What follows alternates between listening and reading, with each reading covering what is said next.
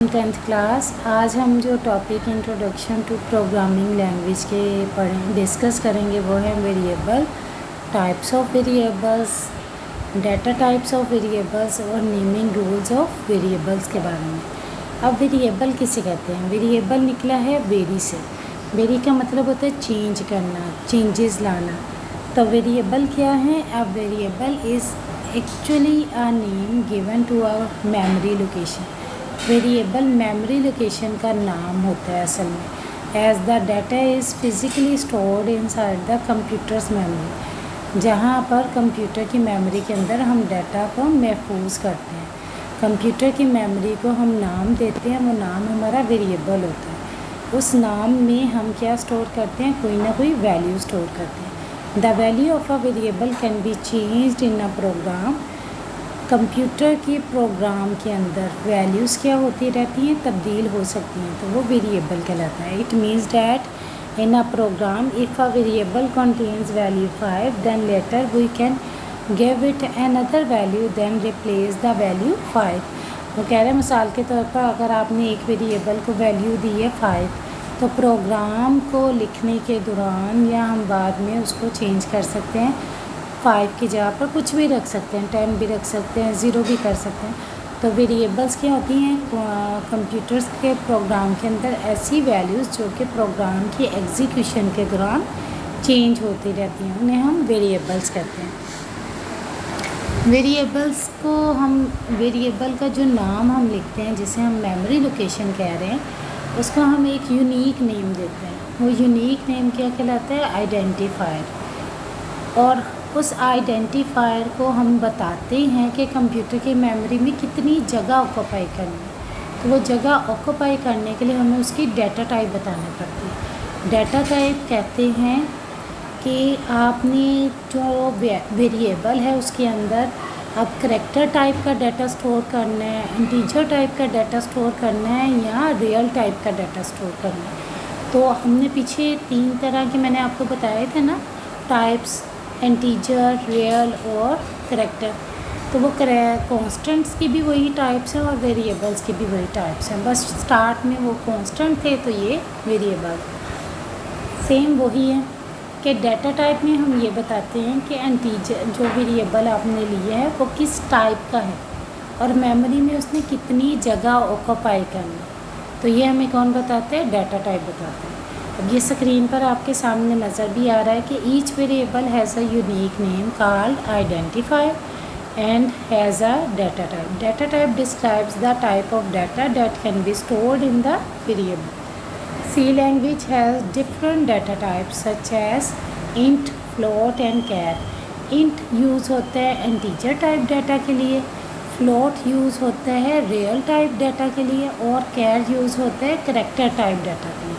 The types int, float and char are used to store integer, real and character data respectively. जैसा कि ये है show हो रहा है टेबल आपके सामने स्क्रीन पर, डाटा टाइप्स टेबल। अब देखिए वही टाइप्स हैं, 3 ही टाइप्स हैं डाटा की, इंटीजर, रियल और करैक्टर, जो कि हमने कांस्टेंट वाले टॉपिक में मैंने आपको पढ़ाई थी। सेम वही वेरिएबल की भी यही 3 टाइप्स हैं। इंटीजर को हम किससे रिप्रेजेंट करते हैं? सी लैंग्वेज में small i, small n, small t से, INT। और रियल को हम किससे रिप्रेजेंट करते हैं? FLOAT, फ्लोट से। करैक्टर को हम किससे रिप्रेजेंट करते हैं? सी लैंग्वेज में CHAR से। और इनके अंदर वैल्यूज़ क्या हैं? जैसे इंट के अंदर कोई नंबर होगा विदाउट डेसिमल पॉइंट, फ्लोट के अंदर डेसिमल पॉइंट वाली वैल्यू होगी और कैर के अंदर सिंगल कोट के अंदर जो भी वैल्यू होगी। जैसे मैंने आपको लास्ट लेक्चर में बताया था, आप नंबर भी दे सकते हैं, करैक्टर भी दे सकते हैं, सॉरी अल्फ़ाबेट्स भी दे सकते हैं और स्पेशल करैक्टर भी दे सकते हैं। अब जैसे वेरिएबल को डिक्लेयर, अगर हम सी लैंग्वेज के अंदर कोई वेरिएबल को डिक्लेयर करने की टेक्निक है, सिंटैक्स है। वो सिंटैक्स क्या है? शुरू में आप डाटा टाइप लिखते हैं और फिर वेरिएबल का नाम देते हैं और सेमीकोलन पर हम एंड करते हैं।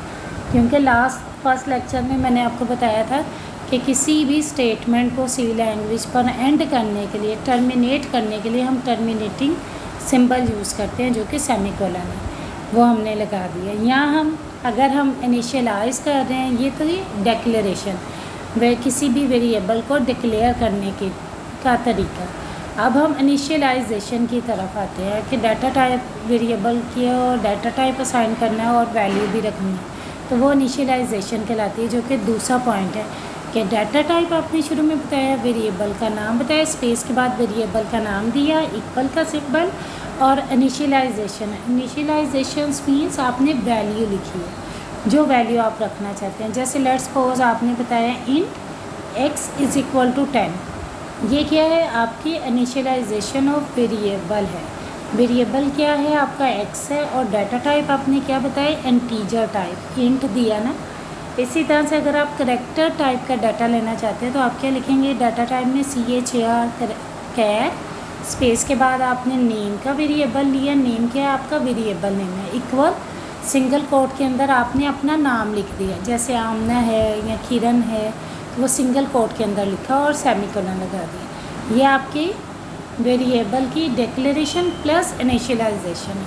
अगर आप सिंपल ये लिखें कि कैर और नेम लिखकर सेमीकोलन डालें, तो ये सिर्फ आपके वेरिएबल की डिक्लेरेशन कहलाएगी, जो कि बताएगा कि आपने वेरिएबल लिया है नेम का और डाटा टाइप क्या है, कैर type.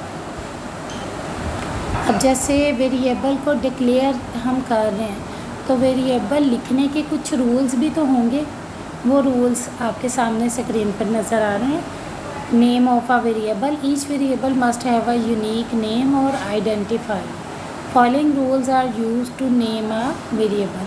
A variable name can only contain alphabets.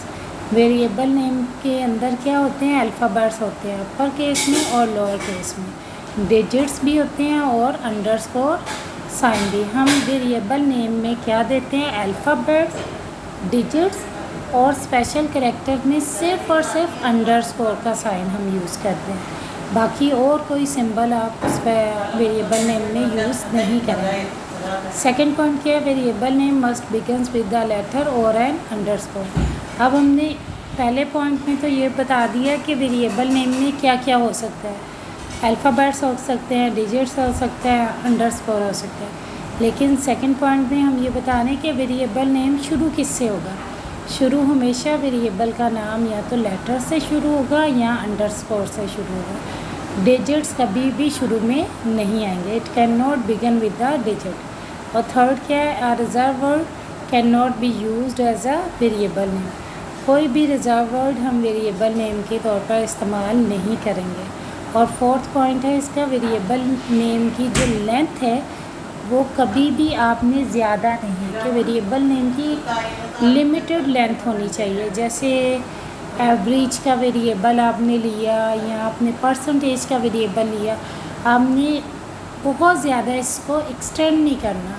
आप ये कह सकते हैं कि कोई भी वेरिएबल की लेंथ मैक्सिमम 40 कैरेक्टर्स की हो, इससे ज़्यादा कैरेक्टर्स की आप लेंथ का वेरिएबल असाइन नहीं कर सकते, वरना सिंटैक्स एरर अथर होगा। Thanks for watching this video.